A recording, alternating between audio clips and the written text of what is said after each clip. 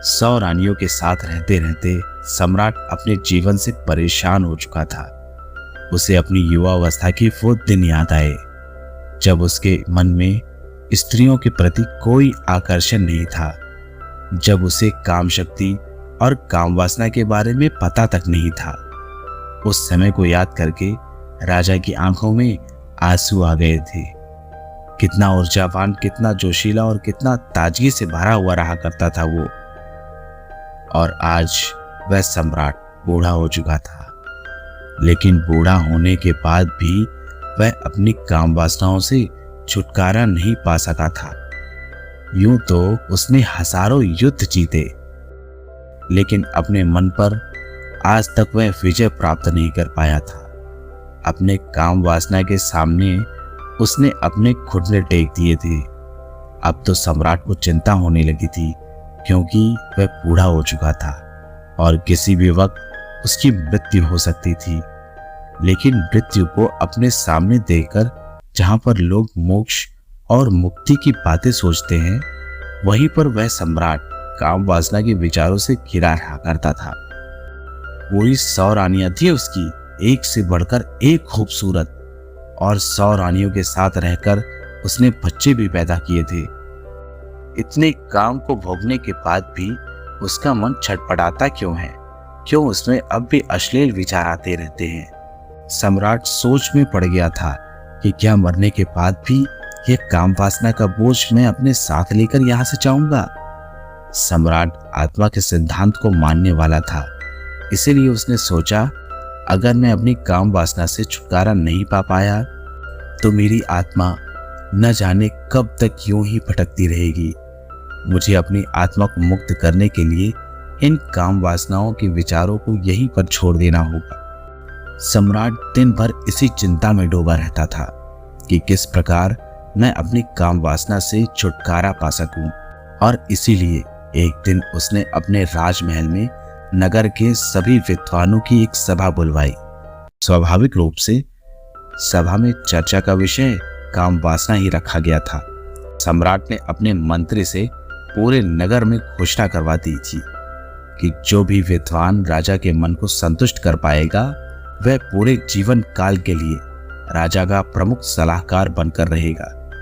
इसीलिए सारे नगर के विद्वानों में एक होड़ सी लग गई थी। मंत्रिमंडल के द्वारा तय किए गए दिन नगर के सारे विद्वान राजमहल पहुंच गए। कोई अपने हाथों में वेद लिए हुए था, तो किसी के हाथ में उपनिषद थे। अधिकतर विद्वान राजा को वेद और उपनिषद के माध्यम से संतुष्ट करना चाहते थे। सभा में तर्क वितर्क शुरू हुआ। सम्राट ने सबसे पहला सवाल पूछा कि ब्रह्मचर्य का असली मतलब क्या होता है। कुछ विद्वानों ने जवाब दिया कि जिस इंसान ने अपने जीवन में कभी भी भोग नहीं किया, वही असली ब्रह्मचारी होता है। दूसरे विद्वान ने इस बात का विरोध करते हुए बताया कि हो सकता है कि किसी इंसान ने भोग किया हो, लेकिन वर्तमान में अगर वह भोग का त्याग कर चुका है तो वही ब्रह्मचारी कहलाता है, और वास्तविकता में वही ब्रह्मचारी होता है जो भोग करने के बाद उसका त्याग कर देता है, वही ब्रह्मचारी कहलाता है। सम्राट को किसी विद्वान के उत्तर से संतुष्टि नहीं हो रही थी, और इधर विद्वान आपस में तर्क वितर्क करने पर लगे हुए थे। कुछ ही देर में वहां पर एक बड़ा ही अनूठा विद्वान आया। वह अपने साथ बेहद खूबसूरत 2 युवतियों को लिए हुए था। उस विद्वान ने वहां पहुंचते ही पहले तो अपने देरी से आने के लिए राजा से क्षमा मांगी। उसको देखकर बाकी के सब विद्वान हंसने लगे, और एक विद्वान सभा में कहने लगा कि जो व्यक्ति खुद काम वासना से ग्रस्त है, वो दूसरों को मार्ग क्या ही दिखला सकता है। इस पर उस विद्वान ने मुस्कुराते हुए उससे पूछा, तुम्हें ऐसा क्यों लगता है कि मैं काम वासना से ग्रस्त हूं? सभा में बैठे हुए विद्वान ने कहा कि तुम हमें अंधा समझते हो? क्या हमें दिखाई नहीं देता? क्या तुम हमें बेवकूफ समझ रहे हो? तुम यहाँ राजमहल में 2 युवतियों को अपने साथ लेकर प्रवेश कर रहे हो, तो इसका अर्थ क्या समझा जाए? इसका तो सीधा सीधा अर्थ यही है कि तुम एक काम वासना से ग्रस्त आदमी हो, क्या इसमें कोई संदेह है? इस पर विद्वान ने उसे जवाब देते हुए कहा, महाशय, जिन युवतियों के बारे में तुम बात कर रही हो वो दोनों मेरी बहनें हैं और मेरी ही तरह काम वासना की गहरी समझ रखती हैं। फिर विद्वान ने सम्राट को संबोधित करते हुए कहा, हे राजन, असली ब्रह्मचारी वही होता है जिसकी नजरों में एक पुरुष और एक महिला का अंतर हट गया हो। जब किसी इंसान की काम वासना खत्म हो जाती है तो पूर्ण रूप से वह स्वतंत्र हो जाता है। उसके लिए सभी का शरीर एक इंसान का शरीर होता है। उसके अंदर किसी महिला को देखकर काम वासना के विचार उठना तो दूर, वह उनमें भेद भी नहीं कर पाएगा कि वह एक महिला है। उस ब्रह्मचारी के लिए हर एक जीवात्मा एक प्रकार की होती है। शारीरिक रूप से वह उसमें कभी भी भेदभाव नहीं कर सकता। उस विद्वान ने आगे बताया, जो भी विद्वान इस सभा में उपस्थित है उन सभी को मेरे साथ ये दो युवतियां दिखी तो इससे यह स्पष्ट हो गया कि यहाँ पर कोई भी असली ब्रह्मचारी का मतलब या अर्थ नहीं समझता है। सम्राट को यह विद्वान बड़ा ही अनूठा लगा। उसने ना तो कोई ग्रंथ पढ़े ना कोई उपनिषद का ज्ञान दिया। वह तो वही बता रहा था जो स्वाभाविक रूप से आदमी की समझ में आता है। इसलिए सम्राट ने प्रभावित होकर एक अगला प्रश्न पूछा कि आखिर एक इंसान को ब्रह्मचर्य के पालन की क्या जरूरत है जब वह भोग करके जीवन का आनंद उठा सकता है, तो वह ब्रह्मचर्य का पालन क्यों करे? इस पर विद्वान ने सम्राट से एक प्रश्न किया। उसने कहा, हे राजन, मुझे एक सवाल का जवाब दो। मुझे एक बात बताओ कि एक पेड़ ज्यादा ताकतवर होता है या फिर एक बीज? सम्राट ने उत्तर दिया, एक पेड़ एक बीज से ही तो जन्म लेता है, इस प्रकार तो एक बीज एक पेड़ से ज्यादा ताकतवर होगा। विद्वान ने कहा, सम्राट, इसी प्रकार हमारे शरीर में भी काम शक्ति रूपी बहुत सारे बीज होते हैं जो हमारे लिए आनंद का स्रोत पैदा करते हैं, लेकिन काम वासना में ग्रस्त होकर हम अपनी काम वासना रूपी बीजों को यूं ही नष्ट करते रहते हैं, उन्हें बर्बाद करते रहते हैं। और उन बीजों के नष्ट हो जाने के कारण एक आदमी ढीला, आलस से भरा हुआ और हमेशा सुस्त सा दिखाई देता है। याद रखना, हमारे भोजन से हमारा रक्त बनता है, रक्त से हमारा मांस और हमारी हड्डियां, और आखिर में काम शक्ति रूपी बीज बनते हैं जो कि बहुत कम मात्रा में होते हैं। इसीलिए अपने मन में उठने वाले काम वासना के लिए उन बीजों को नष्ट करना कहीं से भी तार्किक नहीं है। ब्रह्मचर्य का पालन करने से उन बीजों की शक्ति हमारे आंतरिक स्वरूप में समा जाती है, जो हमारे चेहरे पर एक अलग सी रोशनी, एक अलग सी आभा पैदा करती है, हमारे शरीर को होने वाले कई बीमारियों से बचाती है। यही काम शक्ति रूपी बीज जब ध्यान के माध्यम से ऊर्जा में परिवर्तित कर दिए जाते हैं तो यही आनंद का स्रोत बन जाते हैं। सम्राट ने अगला सवाल पूछा, जो सम्राट के जीवन के लिए बहुत ही महत्वपूर्ण था। सम्राट ने पूछा कि काम वासना से छुटकारा किस प्रकार से पाया जा सकता है? तो विद्वान ने उत्तर दिया, सम्राट, जो बुद्धिमान होता है वह जानता है कि काम वासना रूपी कुएं का पानी जो जितना ज्यादा पिएगा उतनी ही ज्यादा प्यास उसे लगेगी, उसकी ये प्यास कभी नहीं बुझेगी। इसीलिए या तो वह इस काम वासना रूपी कुएं का पानी पीता ही नहीं, या फिर गृहस्थ जीवन में होने के कारण किसी मजबूरी बस उसे कुएं का पानी पीना भी पड़ा तो वह सिर्फ एक ही कुएं का पानी पीता है। उसके बाद उसने राजा को संबोधित करते हुए कहा, हे राजन, आपके जीवन में आपने 100 रानियों से शादी की, लेकिन आपने भी महसूस किया होगा कि जिनकी प्यास बुझनी होती है उसकी प्यास एक ही जगह पर बुझ जाती है, लेकिन जिनकी प्यास नहीं बुझनी होती तो फिर चाहे वह 100 स्त्रियों के साथ भोग कर ले, लेकिन फिर भी उसकी प्यास नहीं बुझती और उसकी प्यास अधूरी ही रह जाएगी। विद्वान ने सभी को समझाते हुए आगे कहना शुरू किया कि अगर आपके जीवन में लक्ष्य स्पष्ट नहीं है तो आप सभी नाना प्रकार के भोग की वस्तुओं में घिर जाएंगे, लेकिन वहीं पर अगर आपका लक्ष्य स्पष्ट है तो आप अपना पूरा ध्यान अपने लक्ष्य को पूरा करने में लगाएंगे, ना कि भोग करने में।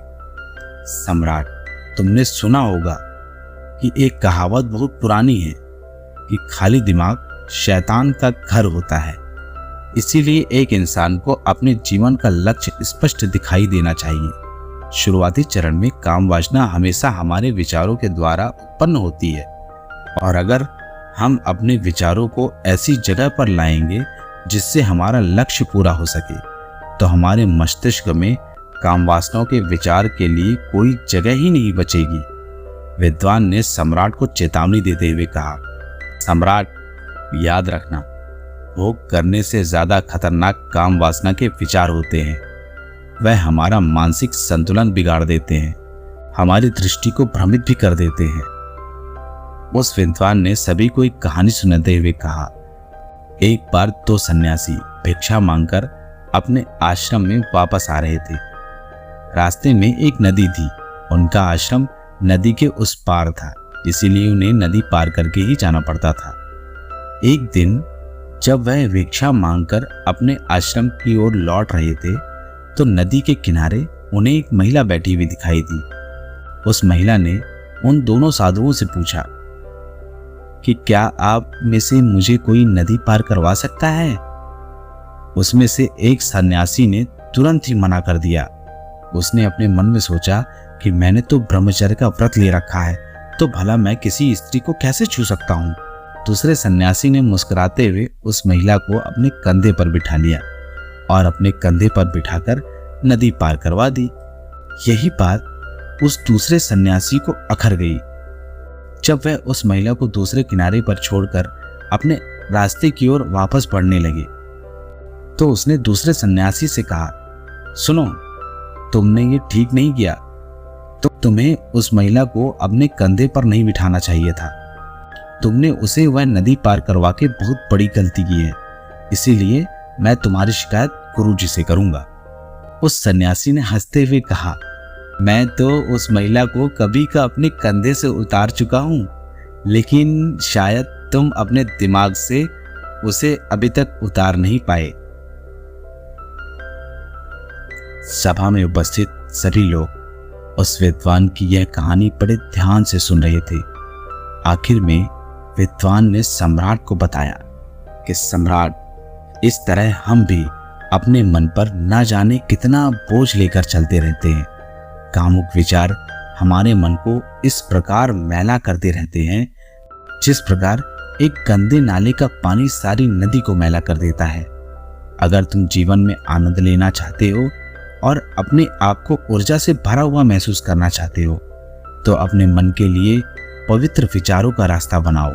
उस विद्वान ने आखिर में सबसे महत्वपूर्ण सीख बताते हुए कहा, जीवन में किसी भी वस्तु का होशपूर्वक भोग किया जाए तो मन उसकी अनियमितता को समझ लेता है। मन समझ लेता है कि यह वस्तु हमें हमेशा के लिए आनंद नहीं दे सकती। हमें परमात्मा के लिए कोई और रास्ता चुनना होगा। जब मन इन बातों को समझने लगता है तो इस मन से काम वासना के विचार विलीन होने लगते हैं। इसीलिए होश में रहकर वस्तुओं का भोग करना सीखो, जिससे तुम उनकी अनियमितता को समझ सको। यह सुनकर सम्राट ने प्रश्न किया कि होशपूर्वक भोग से तुम्हारा क्या मतलब है? तो इस पर उस विद्वान ने सम्राट को समझाते हुए उत्तर दिया, जिस मनुष्य का चित्त एक काम में पूरी तरह से नहीं लग पाता वह किसी भी काम को पूर्ण रूप से नहीं कर पाता है। इसलिए उस काम का फल हमें पूरी तरह प्राप्त नहीं हो पाता। उदाहरण के लिए, जब एक मनुष्य किसी दूसरे मनुष्य को दान देता है तो दान देने के वक्त उसका मन किसी लक्ष्य की प्राप्ति के लिए सोच रहा होता है। उसी प्रकार जब कोई आदमी भगवान से प्रार्थना करता है तो उनकी पूर्ण चित्त से भक्ति भाव से आराधना करने के बजाय वह अपने इच्छा प्राप्ति के लिए प्रार्थना कर रहे होते हैं। सम्राट, तुम स्वयं सोचो, अगर कोई मनुष्य अपने पूर्ण चित्त से कोई कर्म करता ही नहीं तो उसे उस काम का पर्याप्त फल कैसे प्राप्त होगा? यह तो एक असंभव सी बात लगती है। सम्राट, जो जीवन में घटित हो रहा है उसे घटित होने दो और आखिर में यही तुम्हें अंतिम सत्य तक पहुंचा देगा। लेकिन जो कुछ भी घटित हो रहा है उसमें तुम अपना पूरा पूरा चित्त लगाओगे तो तुम्हारा पूरा ध्यान वहीं पर लगेगा, और जब तुम्हारा ध्यान वहां पर लगेगा तो वही काम होश पूर्वक होने लगेगा। अगर कोई भी काम आप जागते हुए करते हैं तो उस काम के खराब होने का सवाल ही पैदा नहीं होता।